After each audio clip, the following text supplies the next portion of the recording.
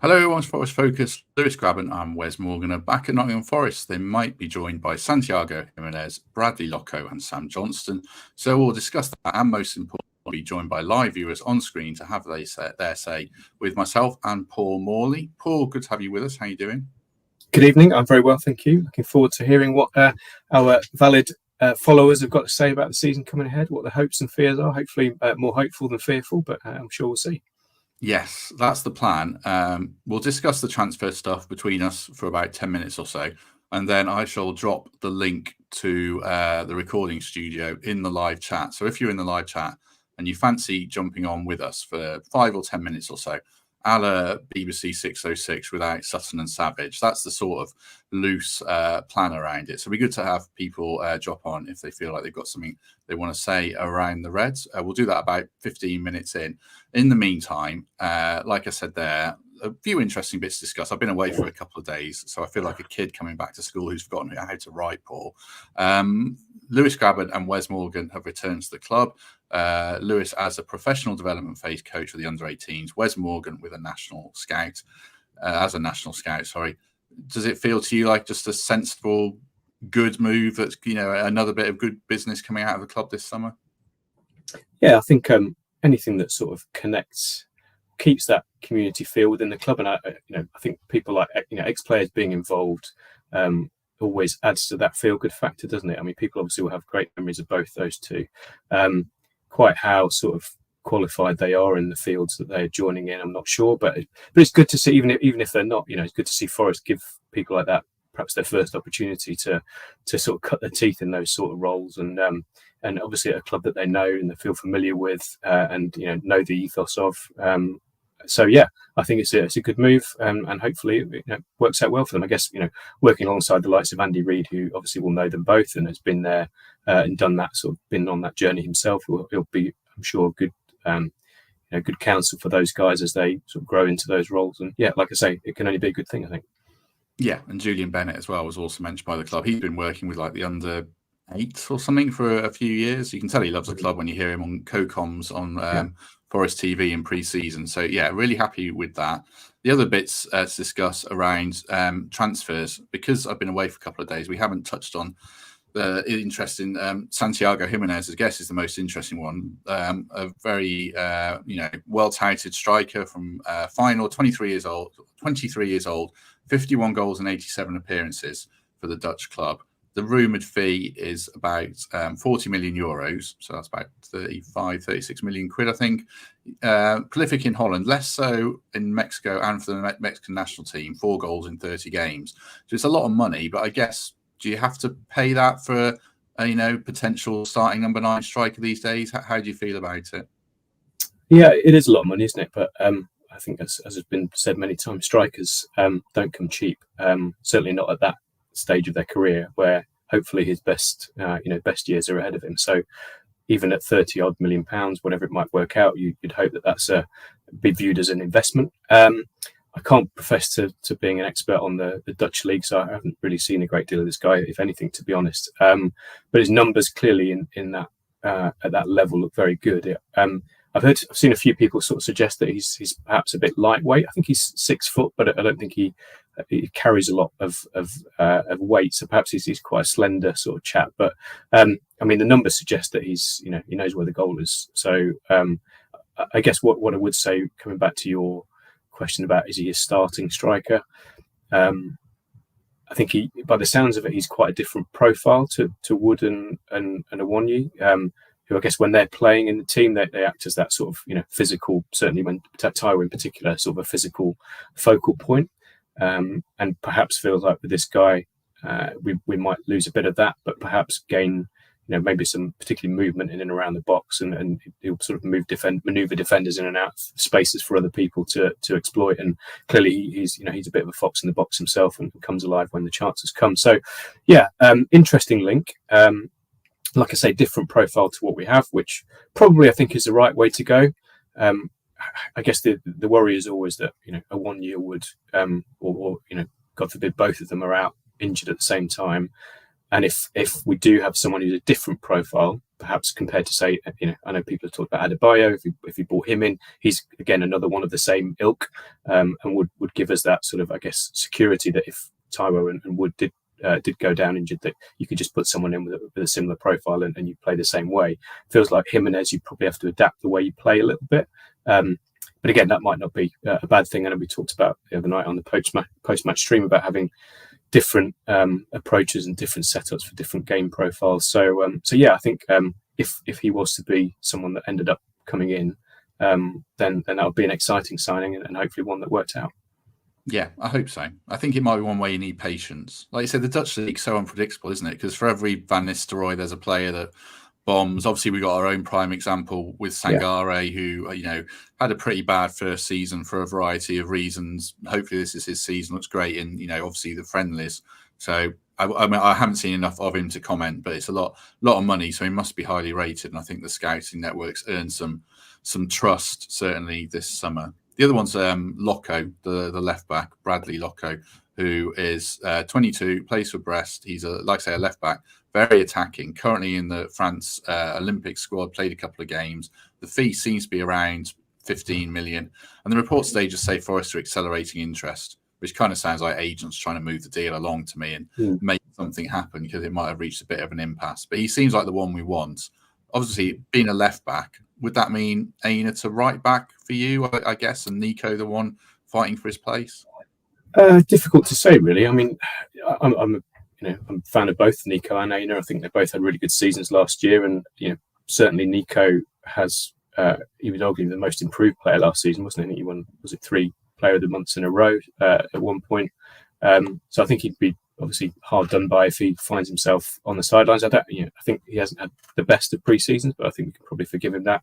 Another left back is an interesting one. I guess if you think of what the squad makeup was last year, feels like he's sort of coming in to replace, I guess, what Tavares would have been adding to the squad last year. Although, obviously, my big question mark if we do, end up signing this guy is that probably spells curtains for Richards, I would think. In terms of in a Forest shirt, given that Toffolo is obviously still part of the picture, unless he's moved on, of course. So yeah, it's an interesting one. And again, whether he comes in as a starter or hopefully you would think probably has to earn his place. And of course that there's likely that at some point in the season we're going to get injuries and we're going to need people to step in to those positions. So again, another exciting one. Age profile obviously fits the bill again for the kind of recruitment that we've been doing.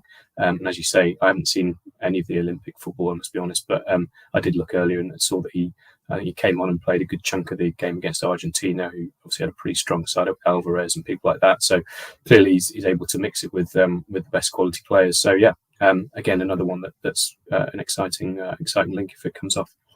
Yeah, as I say, because he's at the Olympics, and if he were to sign, I think he'd have to bide his time. And I imagine that Nico and Aina would certainly start the season. Just quickly, then, before we start inviting people in, I drop the link in and cross our fingers.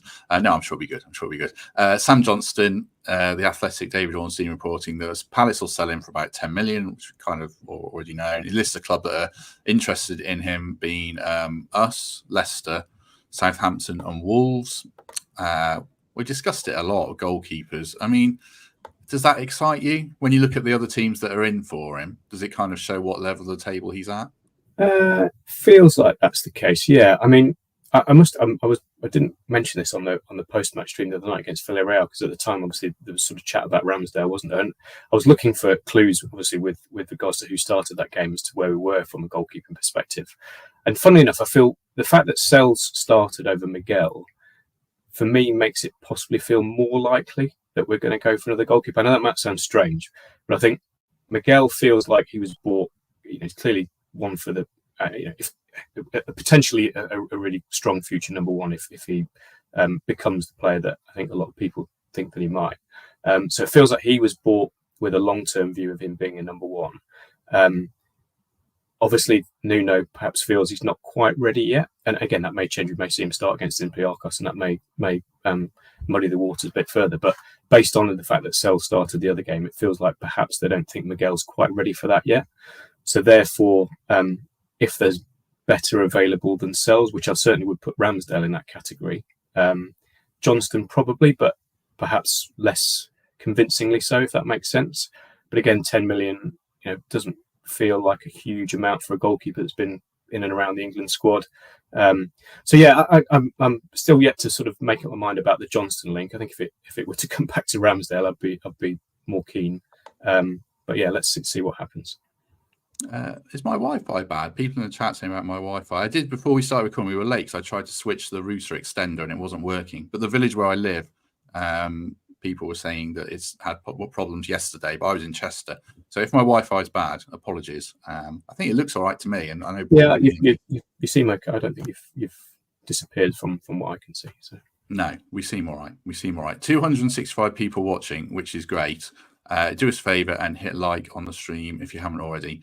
Makes a big difference. So I shall drop in the link to the recording studio that we're in. It can hold about 10 people, I think, and 2 of us are here already. So it will form a bit of a queue. So if you want to come on and say something around the Reds, have any questions, any points you want to make, do jump on this link and we'll try and get through as many people as we can, about 5 minutes or so each. So let's hope that works. That is the link. So if you click on that link, hopefully it'll let you in. You just have to add your name and you probably have to have, I think it's Firefox or Safari. So let's see what happens. Right, while we wait for people to join us, I'm grateful as ever to the Trent Navigation for their support. Back us all the way, of course. Where has the pizza one gone? Have I deleted the pizza? No, I haven't deleted the pizza one. Right. I'll start pushing the Bournemouth game tomorrow. I've got a funky video for that. But it is Wednesday, so if you want to go and get some dinner quickly after this and you're in Nottingham, you can get a pizza for £8.50 from the Nav. I had one myself. I vouched for it. And then obviously next Saturday is the match with Simon Fotheringham for all the build-up. So that is the place to be in Nottingham. Right, we've had precisely 0 people join us, so it's not working, or no one wants to jump on, which would be a big shame. Come on, be brave, people, be brave. Yeah, jump on if it's not working. If it's not working, let me know. But yeah, okay. Well, we'll keep chatting in the meantime around things. What do you want to talk about? Because I've gone through all the good stuff. I'd be interested. Okay, I'll throw a question out, see if anybody wants to bite on it. People interested what people think of Sangare, because I think he's going to be clearly a key asset or cog in the wheel, depending on the success, if you like, or not so much the case as the season goes. So I know you were quite bullish on his performance the other night against Villarreal. I certainly wasn't not bullish. I think my view was that he pretty much did his job without at the risk of sounding too Roy Keane. He clearly, the fact that he did his job is an improvement on, I think, what we saw for the majority of last season, where perhaps apart from the Newcastle away and that Man United game before he disappeared for AFCON, he was below par. So I'd be interested to know what people think of Sangare and what their hopes are for him. What else?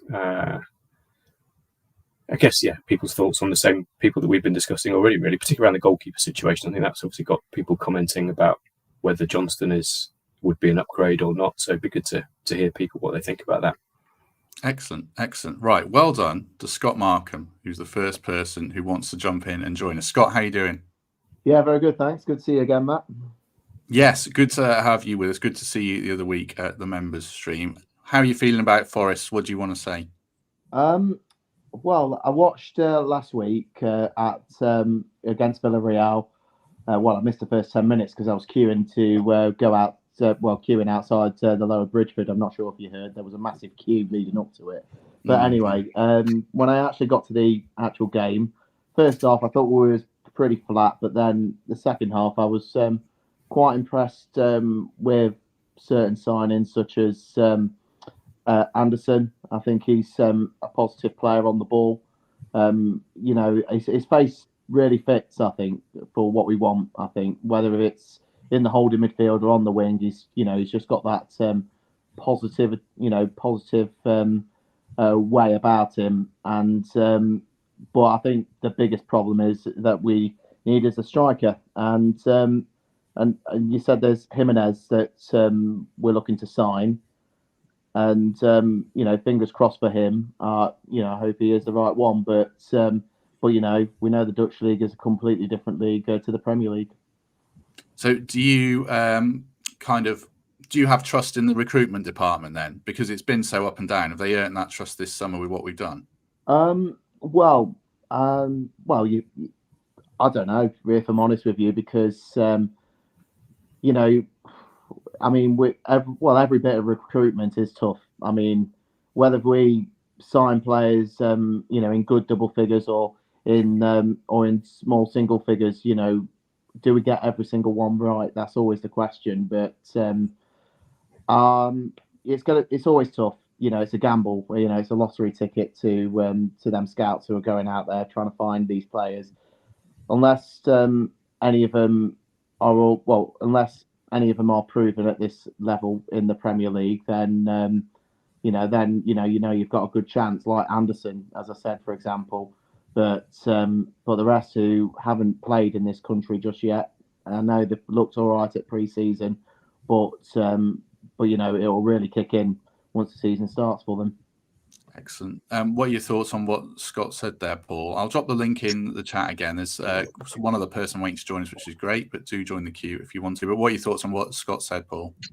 Yeah, I think you're dead right, Scott, about recruitment. There's obviously always an element of risk, isn't there, about it, even if you're signing, someone who's proven in any given position, they're not forced to fit in with what your team wants to do and how you want to play. So I completely get that.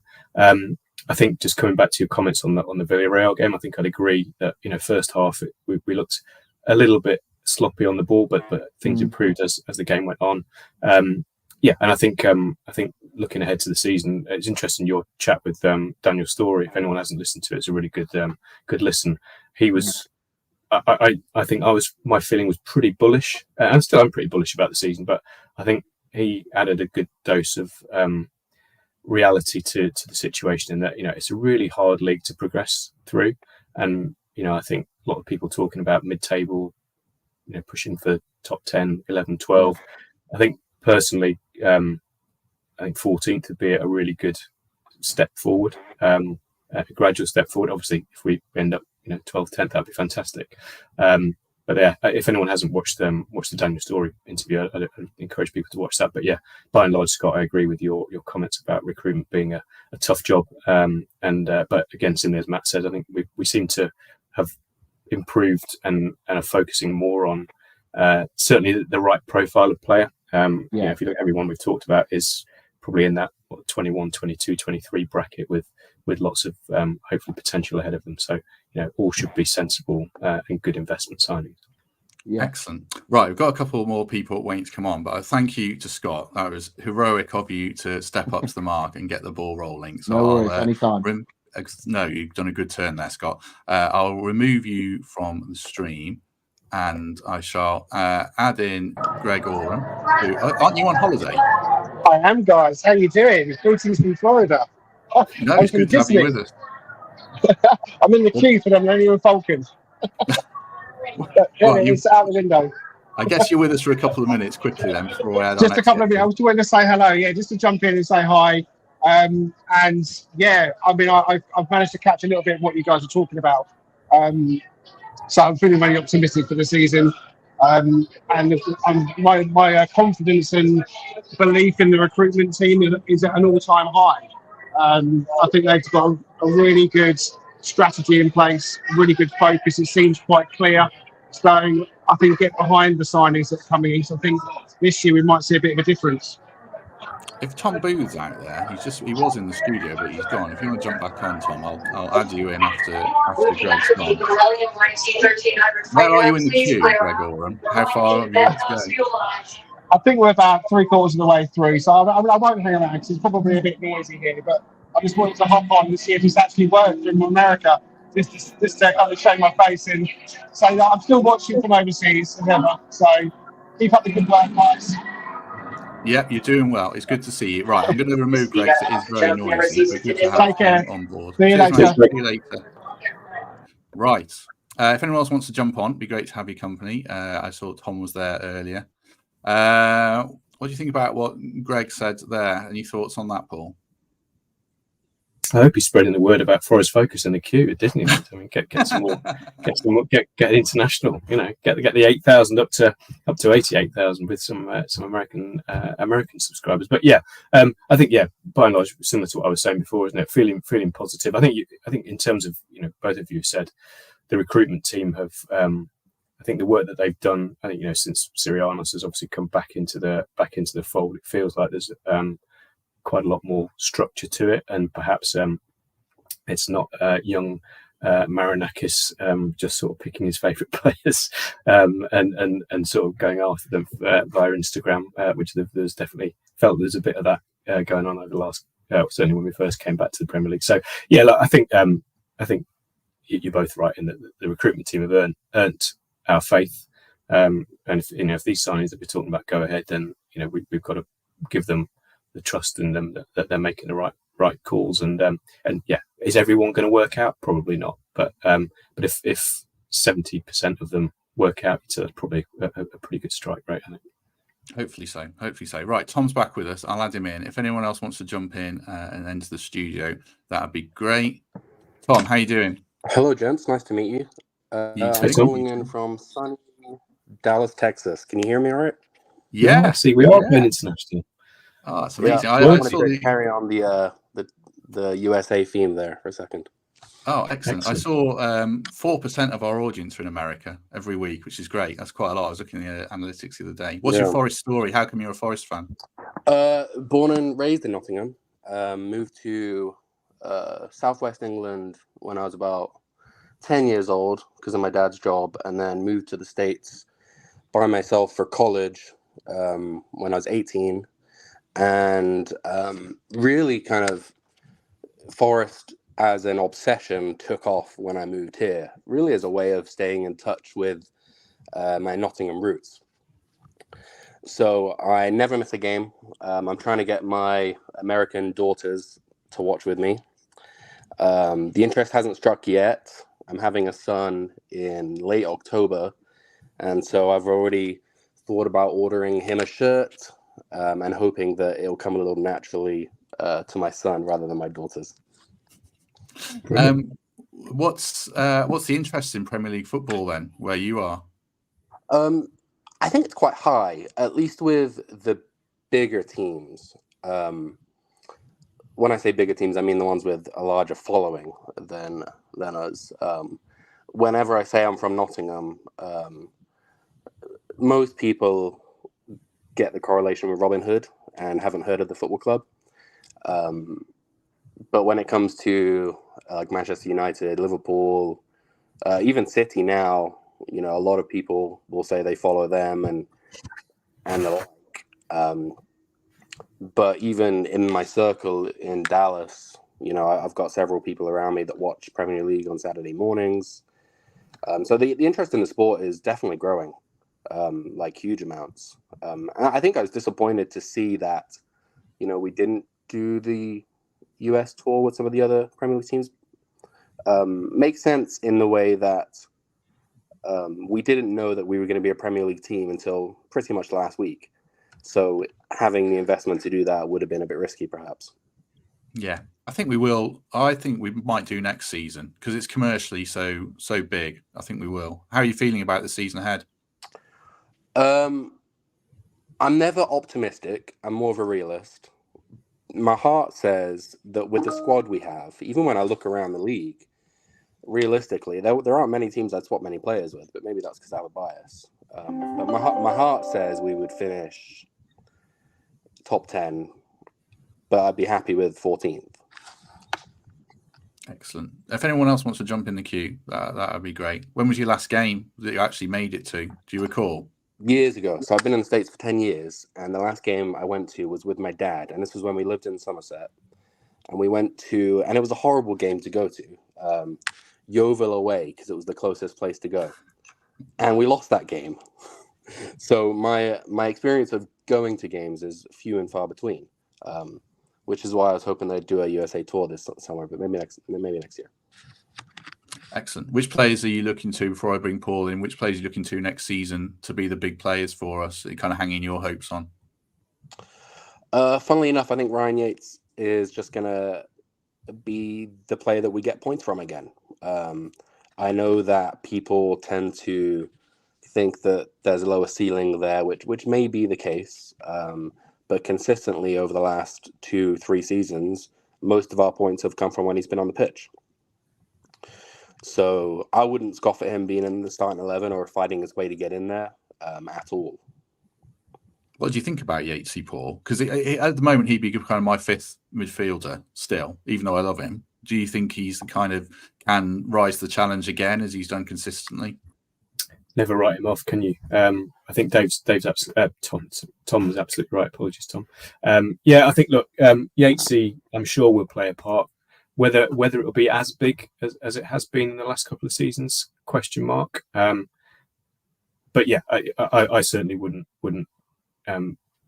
foresee a situation where he doesn't make a contribution in some way, shape, or form. I think particularly in away games where we need to go and make it difficult to play against. He's we talked before on here about the number of fouls that he attracts and simply the fouls that he makes, which sometimes you need that to break up play from the opposition. So he'll play a part for sure.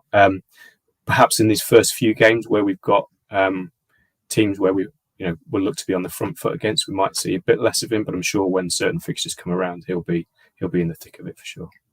Excellent. I just saw Bryn drop into the studio and then disappear, like Tom did. So jump back in if you want, Bryn. That'd be good. What's your prediction for where we'll finish this season, Tom?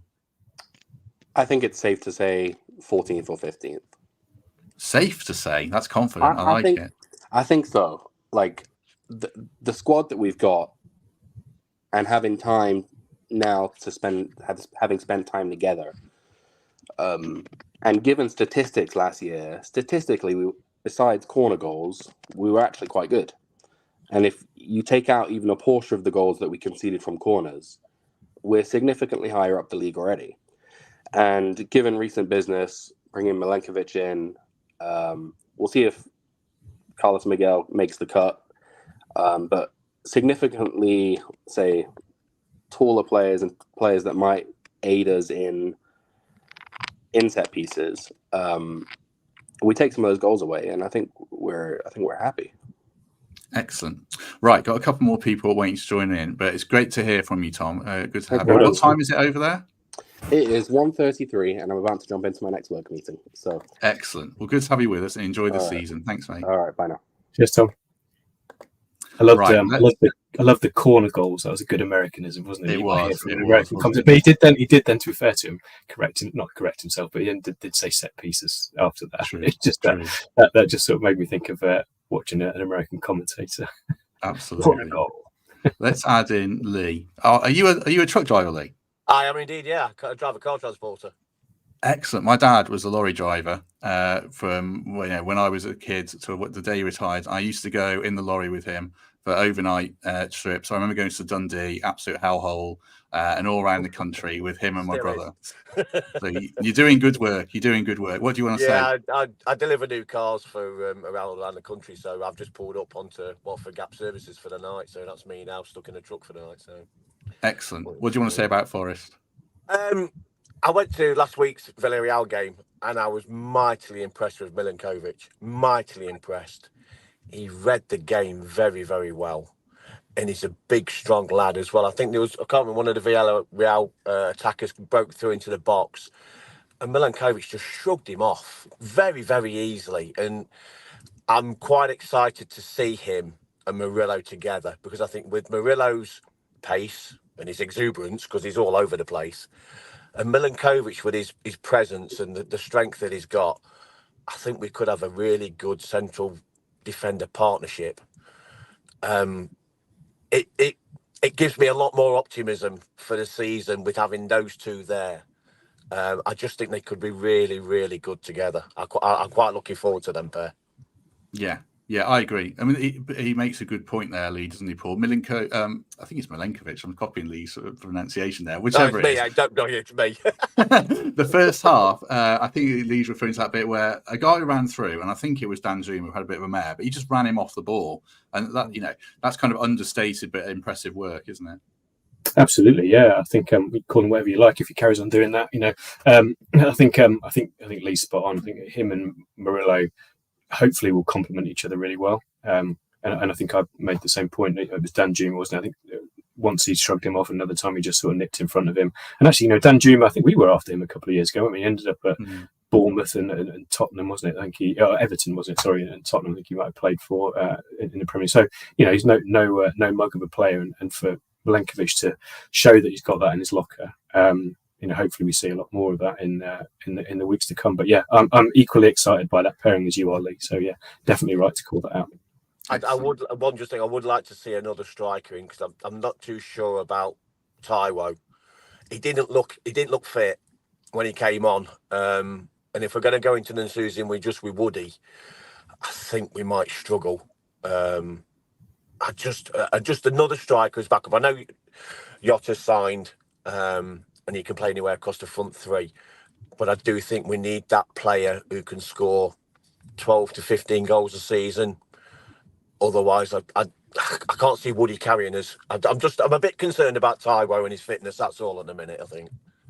Yeah, I think Taiwo he's a couple of weeks behind the other lads, isn't he? He had some time out, didn't he, to deal with some family issues, I think. So I think we maybe can forgive him. But I think you're right. Given historically, he does seem to take him a few weeks to get up to speed, and he's clearly behind the others at the minute, fitness wise and sharpness wise at least. So I'd concur with what you say. I think the only thing I would say, holding out hope for Taiwo, and I know that we haven't seen it from him in a Forest shirt, but the season before he signed for us, obviously played Bundesliga, scored I think 17, 18 goals in 33, 34 games, so played pretty much a full Bundesliga season, which, in terms of the physicality of the league, is probably out there, probably the one that most similar to the Premier League. So he has got it in him. I think hopefully he just has a bit more luck this season and gets up to speed. And we do, we sat here 12 months' time with him having played, best part of 30 games and hopefully contributed, double figures goal-wise. But so I'm still hopeful that Taiwo can be effective, but I do share your concerns similarly at the same time. Yeah, he does. He is a very, very good player. It's just, I don't know. I really don't know. I'd like to see a backup. That's all. But I do like Taiwo, and he is a big, strong lad as well. And when he scores, you can just see the excitement on his face as well. I think he's a brilliant player. It's just. We lost Lee. I think we have. I think there's a gap in what he's fallen down the Watford gap, I think. Right, I'll leave Lee in the studio for 1 minute. Actually, I'll probably let Lee go. But it was good of him to join us. Are you back, Lee? Oh, I'm back. Oh, yeah. I think I fell down Watford Gap's hole. Just before you go, just give us a quick prediction for where we'll finish, and then I'll let you go. I'm going to go for 14th. Everyone's saying 14th. Right, I'll let you go. You're doing good work. Appreciate you driving around the country for us. Cheers, right. Matt. Good to speak to you. Thanks very much. Cheers. See you later. Bye-bye. Bye-bye. Right, our next guest, talking of centre halves, is our resident, not our resident, but he's a big centre half expert for Forest because he's Willy Bolly's biggest fan. Dan, how are you doing? Yeah, good, thanks. Good. You wouldn't have guessed that I might want to mention Willy Bolly. That was going to be my question. Yeah, it's good to have you with us. What do you want to talk about while you're with us? It was just going to say, what do you guys think is the sort of defensive setup to deal with the set piece issues we had last season, I suppose, because at the minute it seems like most people are leaning towards kind of Sells, Murillo, and then Milenkovic, which doesn't really change the sort of bodies in there dealing with the set pieces, if you like, because Sells was there for that half of the season, Murillo was there, and then Milenkovic kind of just replaces Bolly on it. So I suppose, do you think we will improve with that three in the the heart of defence, if you like? Do we need to go to three at the back, and do you play Milenkovic and Bolly together in some games if you need to? I kind of think if Sells is playing and he's not going to come off his line, I'm just quite a big advocate of three at the back. I don't mind it. I think the trade-off is you probably don't play Elanga, which when you look at Bournemouth at home, if they don't have Solanke, I feel like that's a game we can definitely win. But I really like Bolly, and I don't have a problem with playing three at the back. I love Murillo's great. I don't think he's had a great pre-season. Obviously, he's conceded 2 penalties. I don't think he looks sharp, and he got out-jumped for a corner, which Elche scored from. It was a great goal, but he did lose the first contact. So I'm not against 3 at the back. What about you, Paul? Yeah, I mean, Bolly very much sentiments the same as we just said about Ryan Yates. Certainly not out of the picture. I mean, yes, Milinkovic seems to made a good impact, and obviously we know what Murillo offers. I think there'll absolutely be games. I think I mentioned this the other day where we will need to go in with 3 at the back. I personally wouldn't do that in the first game, just given the opposition. Perhaps maybe even the first 3 games, but there'll be undoubtedly every time we play the top 6, whether it's home or away, I'd probably expect us to go in with the back 3, and Bolly is for me certainly the next cab off the rank to fill into that space. Just one thing on set pieces, what I would say is the whole set piece narrative last season. I think once you start having a problem in that area, and obviously we changed goalkeepers, didn't really seem to make much difference. It becomes a bit of a self-fulfilling prophecy. Every time you can see a corner, the fans are on edge, and it must translate through to the players as well. And we just got into such a rut last season that you could almost see it on the faces of the players. It's like, oh, shit, we've got another corner to defend or another free kick to defend. Start of the season, everything's back to 0, clean slate again. I'm just hoping that they've got that psychologically out of their minds, and it can be, they can just view it as a fresh start. We've not from as soon as that minute whistle blows on the 17th of August, we've conceded just as many set pieces as everybody else in the league. So as long as we keep at that level, and we don't this doesn't become an immediate problem in the first 2 or 3 games, hopefully it's something that we can psychologically get over more than anything. That's the way I look at it. Don't say shit. I was worried I'd have to screen the callers, not screen the panelists. Yeah. Sorry. So, who are you picking, Dan? And what are your thoughts on Murillo? Because I'm not saying you're a detractor of his, but you probably raised more question marks last season than some fans. Are you still picking him for the first game? So, I mean, someone's mentioned in the comments there about is his mind elsewhere and things like that. I think what I'd say is I'm probably closer to playing a game without him than a lot of people would. I think a lot of people see that the manager's just got to pick Murillo regardless of who you play. And I think there are games when we could probably be better defensively without him. So I think that's where I am with it. I've not really seen enough of Milinkovic to say for sure that he would come into a game against a team like Bournemouth and a striker like Solanke and things like that, and be able to adapt from Serie A straight away with the start of the season that we need to kind of get off to, because we've got these winnable games and we need to hit the ground running. Otherwise, we'll lose that momentum. Some negative thoughts will start building up. So do you throw in a new centre-back pair in there? I'd probably go with Bolly and Murillo, that sort of more well-known back 4 that we had last season to kick things off, try and get through those first 3 games with the results we want, and then introduce Milinkovic after that. But I know other people, don't have so much of an issue throwing new signings in. I think he'll play. I think because he's come here, he's made so many Serie A appearances. I think he'll go straight in. I think it's either Bolly misses out or we play 3 at the back. That'd be what I'd imagine. I'm just going to drop the link in one more time because a few people have joined us late. We'll probably do another 10 minutes or so if anyone does want to jump on. Bryn's waiting to join us shortly. So before we add Bryn in, I've been asking everyone, Dan, give us a prediction for where we'll finish. Yeah, tough one. I think our ceiling is kind of 11th. I think if everything went well throughout the season, none of the crazy set piece stuff, none of the crazy refereeing stuff, 11th is that kind of a really good season. So realistically, there's going to be a bit of that along the way. So maybe, I'll go 13th just to be more positive than everyone else going 14th. I think 11th would be amazing. I did something for, I think it was the Anfield Wrap or something, where I said 14th would be great because we're in a mini league with, would it be Palace, Brentford, Fulham, Wolves, us, and the promoted 3? So if we're finishing 11th, we're probably finishing above West Ham or Brighton, I'd imagine. So, yeah, I think that'd be a great season. Right. Good of you to join us, Dan. Appreciate it. I'm going to let you go. Yes. But thank you. Do stay in the comments commenting on Willy Bolly. You're an absolute hero. No worries. Cheers. Cheers, mate. See you later. Right. Let's add Bryn in. Good to have you. So if anyone else wants to jump on, then do that. Got 10 minutes or so. Bryn, how are you doing? I'm very well. How are you? Yeah, good. Good of you to jump on. How are you feeling about the season? Much more confident now following the pre-season. I think a lot of the players, as everybody's spoken about, are looking much sharper. Sangari has been a real positive. But the main 2 points I wanted to make, and I'm sorry to jump back to an earlier point, but I think the goalkeeping situation is still dire unless we take a risk with Miguel. Because if you look at the stats, and I know stats don't tell you everything, Sells is a pretty poor Premiership goalkeeper, and he was a pretty poor goalkeeper when we bought him. And I think everybody keeps going to this assumption that, oh yeah, he's going to start. I think that's part of the problem. If you've got somebody behind you that doesn't give you confidence, the back four become nervous. And I think that's what's led to a lot of the issues that we've had all season.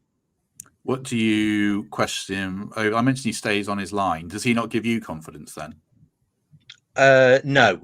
I mean, it's not even that. He's certainly not as prone to a mistake as, say, a Matt Turner was, but he's also a very poor shot stopper. His save percentage is 57.4, and of the 25 Premier League goalkeepers that have qualified through number of games played, that is 25th out of 25.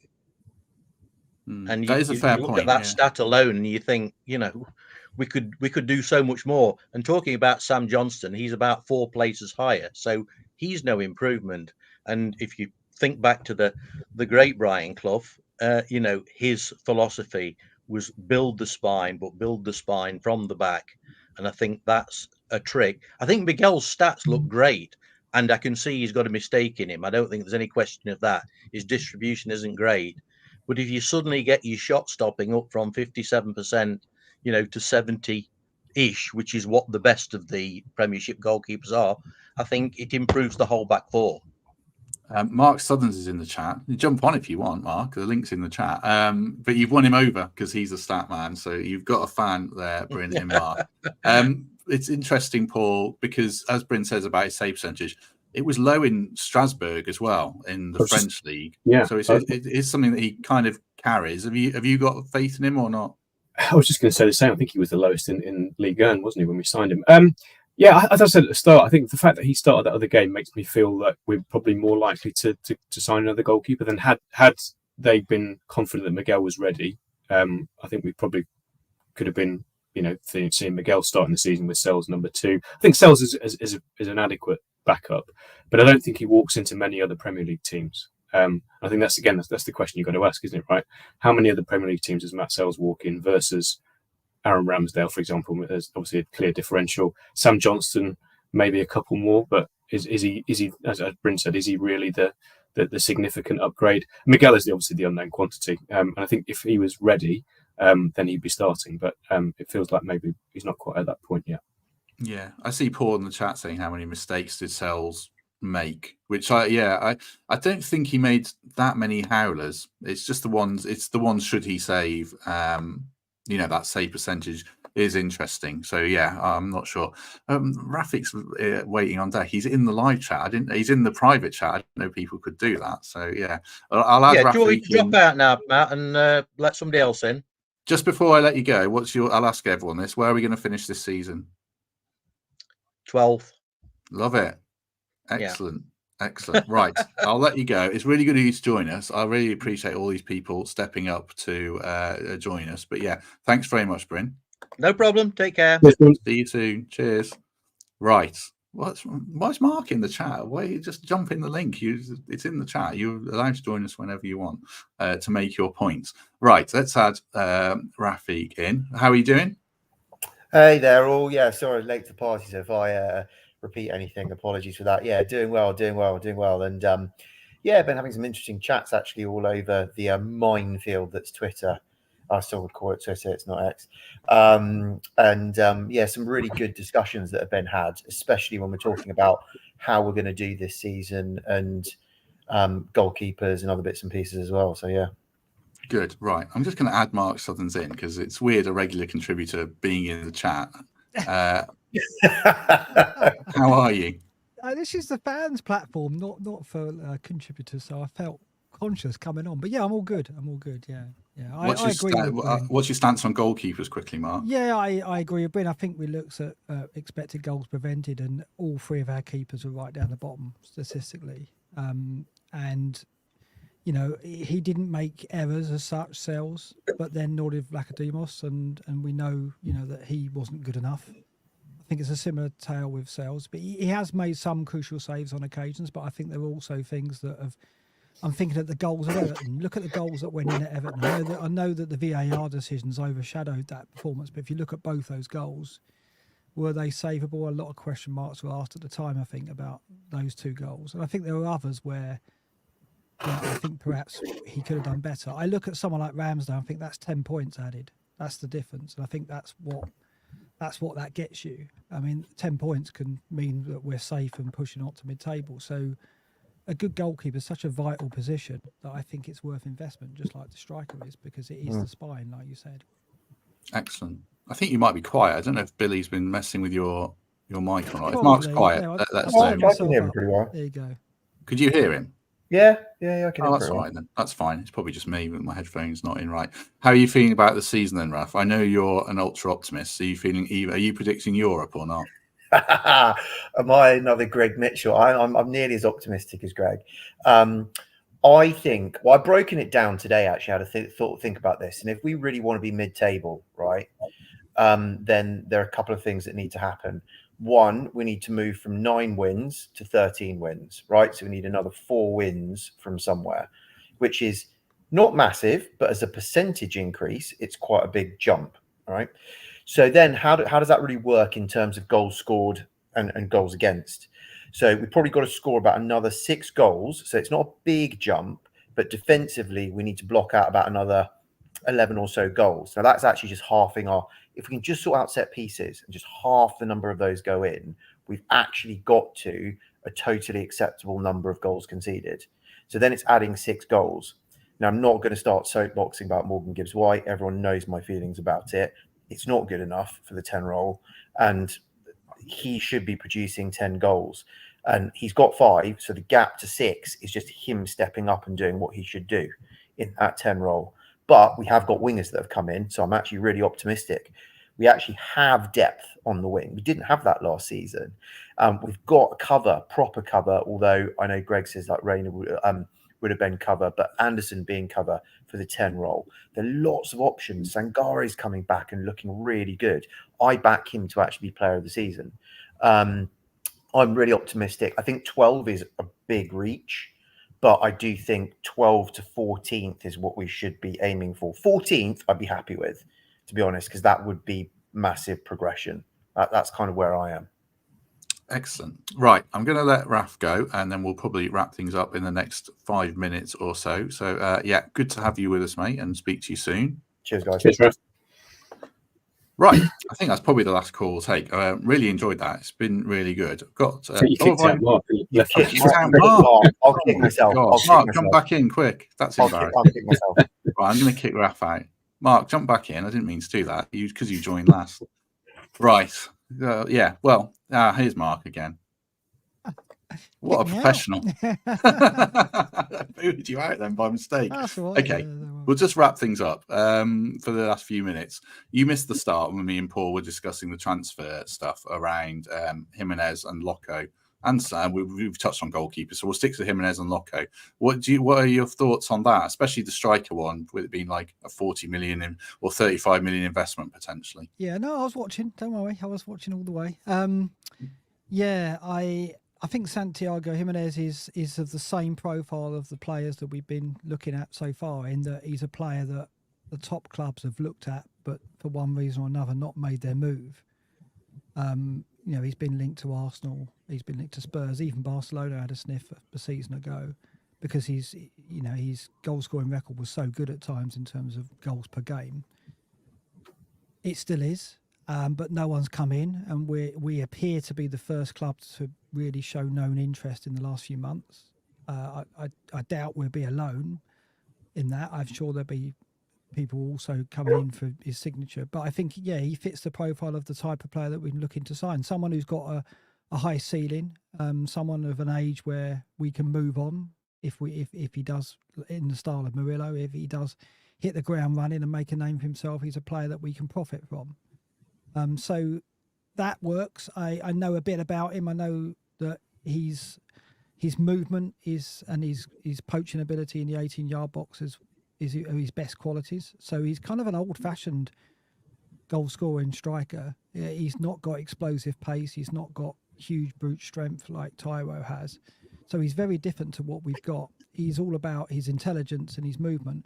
Interestingly, a lot of what's been said and written about him is he works well with wingers, in that he's very good at movement off the ball, creating space centrally for wingers, but also making runs that wingers can find.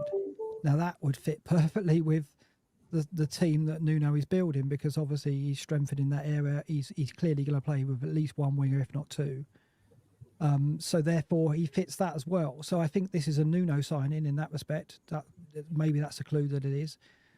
So it's progress in that respect, because last 2 seasons, some of the signings we've made, we've not really known the source. Was it backroom staff? Was it the manager? Was it randoms that we don't even know about? This one fits the profile of our previous signing so far, and it feels like it is being influenced by the squad that we're building. So I hope we get him, because he's very much touted as a talent that's blooming, and he's got years ahead of him, and he seems to have the skill set that could possibly score goals at the top level, and that's the Premier League, of course.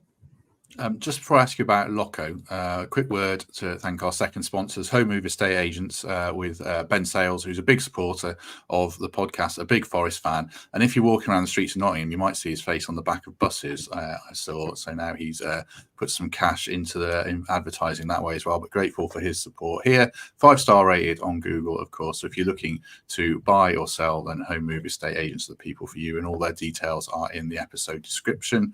On Locko, then, I saw you tweet, Mark, about FPL wise the fullbacks. You still said, I think, Ain is the most nailed. So as I was saying to Paul, do you think Nico would be the one most at risk if we do sign Locko? It would appear to be that way, doesn't it? Obviously, I think Locko is in that style that, you know, when Tavares came in on loan, there were question marks raised about why he was getting in the side ahead of Toffolo and others, and it was all about the pace and the surging runs that he could offer under an overlapping Hudson-Odoi. And while Aina is excellent and an excellent player, I think his versatility means we can switch him to the right and get someone like Locko, who's blistering, and another, you know, emerging talent in Europe, to work in tandem with Hudson-Odoi on that side. So it looks, I mean, I think it's come out, isn't it, that we're going to sign a left back. So I think it's a known thing that that's a target. Locko would be my choice of the names that have been mentioned because of his potential, his ceiling, and the fact he offers that pace, that searing pace that, you know, Tavares did bring. But he, as we know, his end product was suspect. His defending was suspect. That doesn't appear to be an issue for Locko. He's touted as the best young left back in that league, one of the best young left backs in Europe. So this looks like another signing that I'd want to push through. Yeah, Dan makes the point about, you know, are there successful teams with right-footed left backs? And then Dennis Irwin is mentioned straight underneath it. But yeah, it is a rarity with Aina playing there. So yeah, and Rev D says England, but I don't know. Kieran Trippier might not have qualified, but he did a job certainly. Right, just before we go and wrap things up, if you've enjoyed this, it's been something very different. So hopefully people have enjoyed this.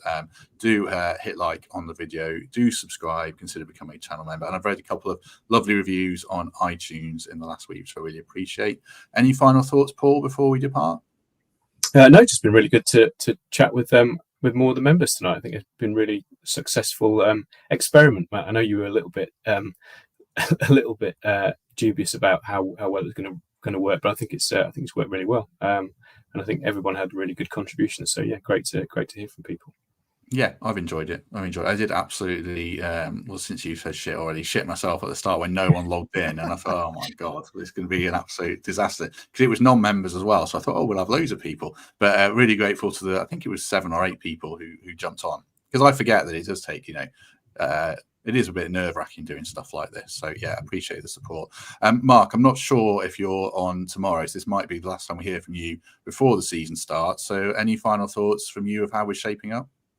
Yeah, no, I'm really pleased with how the preseason went in terms of fitness. You can't read too much into results, but we definitely have impressed in all the preseason friendlies in some ways. I think that obviously tomorrow night is going to be a real yardstick because of the quality of the side we're playing, and it's an away game in an intimidating atmosphere, and it's the last game before the Bournemouth, so we will get an idea of what the first 11 will look like. I think it'll be very similar to the Villarreal lineup, and yeah, I'm very excited for what we see. I think I agree with Paul. Sangari is going to be a big player for us. I think that's almost feels like a new signing, because I think the player we're going to get this season is not what we saw last.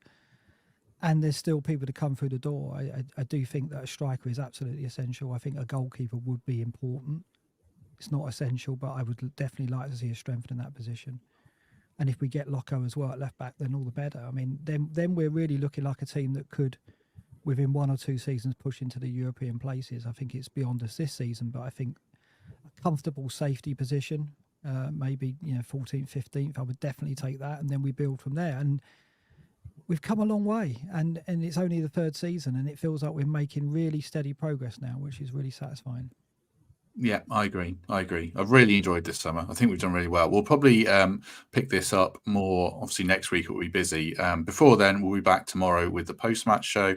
Friday, the collaboration that no one wanted, myself and the other Matt Davis Adams, who's been commentating on the Forest games in pre-season. He's going to join me, and we'll chat around this kind of stuff we talked about tonight, get his take on things, and then back on Monday, the usual show. Tuesday will be our kind of season preview, all the predictions that we've done tonight from the panel, and then it's kind of back to full steam ahead because the season starts. So hopefully everyone will join us with that. I think people have enjoyed this tonight, so we'll do it again, definitely. I'm sure I'll try and do it once every month or so, probably. But yeah, in the meantime, Paul, thank you very much. Thank you, pleasure as ever, and good to meet some new people tonight. Been really good. Yeah, very good. Mark, for your 15 minutes or so, Yeah, as I sorry bullied you for into cracking it was me. in. I bullied you into appearing. So yeah, thank you very much. No, it was good. I really enjoyed it, and I hope you do more of these. I think it worked really well, and it's good to hear from people, wasn't it? And yeah, lovely idea. Well done, Matt. Yeah, we'll do it again. But good to have everyone with us. Hopefully see you tomorrow. But if not, we shall see you soon.